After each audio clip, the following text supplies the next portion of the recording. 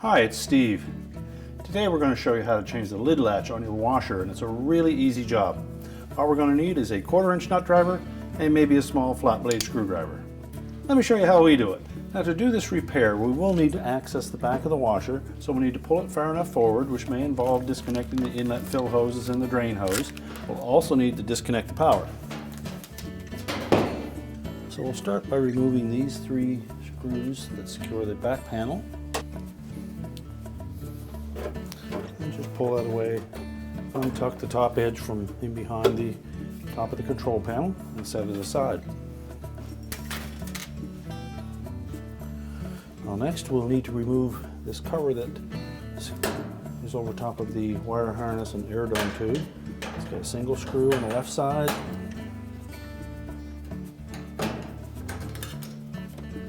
And the hinges with 2 pivot points that fit into these 2 slots.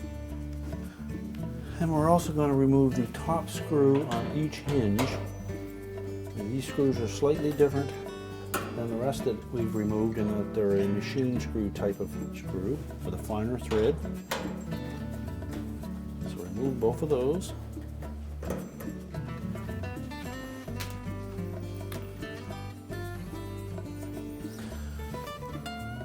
We can also just depress these 2 tabs. Push that grommet down into the opening. You can pull this one straight out of the opening on the control panel. And then we'll depress these 2 locking tabs.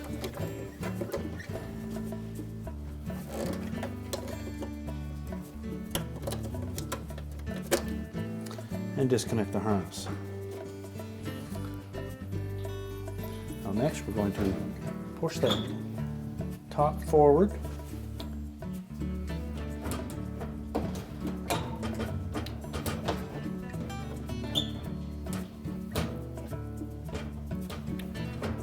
Lift up on the front of it, pull it back some, and we should be able to lift it the remainder of the way. At this point, we'll be able to tilt the lid and top into a vertical position.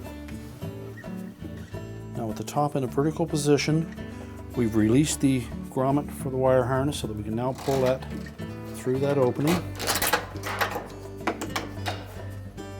We'll next take a flat blade and just lift up gently on these spring clips. Those will allow us to remove that harness.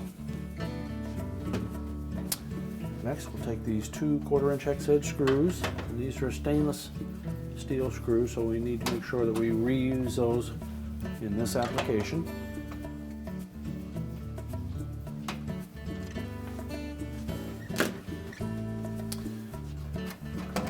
Just lift the old latch assembly away from the top and discard it. Now before we install the new one, we're going to remove this bezel. So we're just going to reach in from the top side, pull straight down on it, and that will disengage the top edge of it from the metal of the main top. Pull it out through,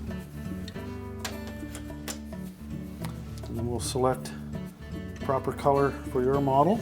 Now to install the new bezel, we'll make sure that this beveled edge is up. We'll push it through from the top side.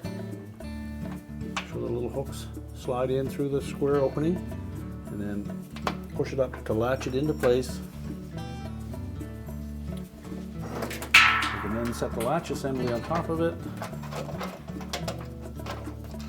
and install the 2 retaining screws. And again, we want to make sure that we use the 2 stainless screws that we removed from it, and tighten those both securely.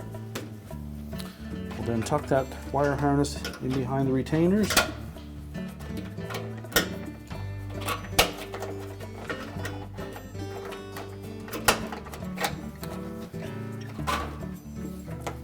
We'll then feed the harness up through the opening and make sure that that grommet snaps into place. There's 2 little arrowhead fasteners on either side, and those will engage the main top.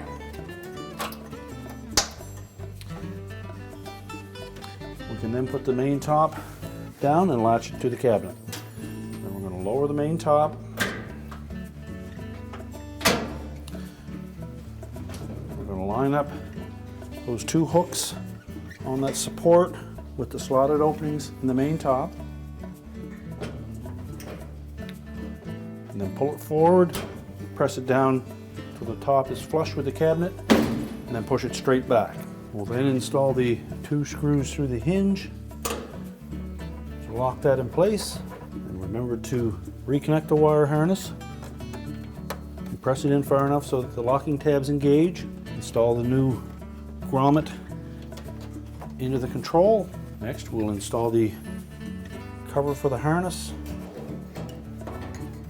Engage the 2 hooks and the retaining screw.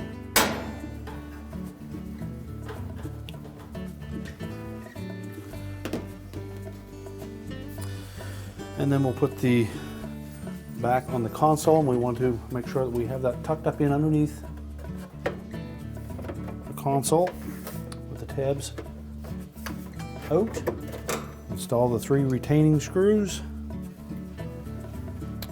Once we have those all in place, we're now ready to reconnect the power, our inlet fill hoses and drain house, and our repair is complete.